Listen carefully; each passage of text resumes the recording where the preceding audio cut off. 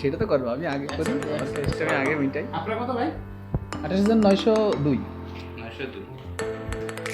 তাহলে আমি একটা গাড়ির পাসপোর্ট হাতে পাইছি ফার্স্ট টাইম।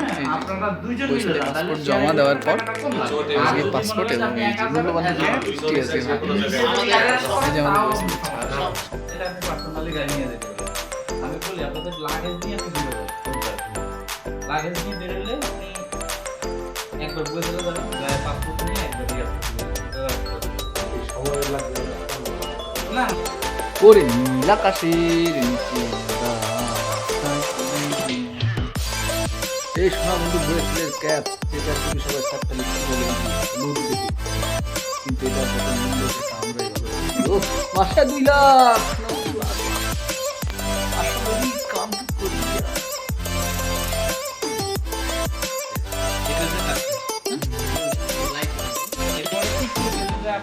আপনার নাম লিখবেন, ফোন নাম্বার, আপনার গার্ডিয়ানের নাম, গার্ডিয়ানের পিতার নাম, মাতার নাম, জন্ম তারিখ, ঠিক আছে, এনআইডি কার্ডের নাম্বার আর অ্যাড্রেস, আর গার্ডিয়ানের ফোন নাম্বার।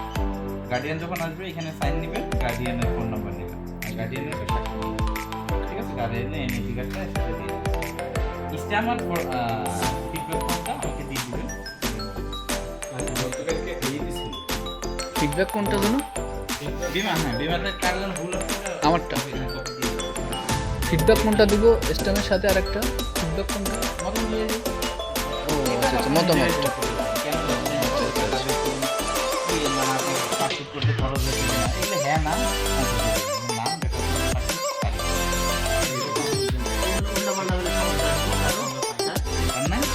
সবাই দিয়ে দিচ্ছি আর তো কোনো করবো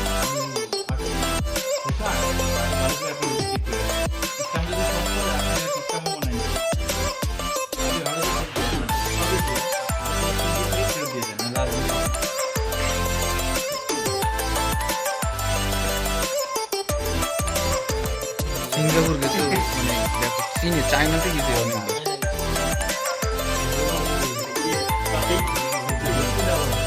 ও বাবা রে।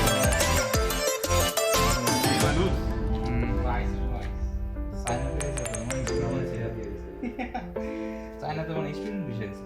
আচ্ছা এইখানে লিখবেন নাম্বার, এই যে বিএমএর নাম্বার, এই যে এইখানে যে নাম্বার আছে কেআরজি না কেআরজি দিয়ে এই নাম্বারটা পুরোটা লিখে দিবেন।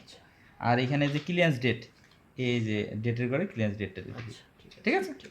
ক্লিয়ারেন্স ডেট যে 3 তারিখ।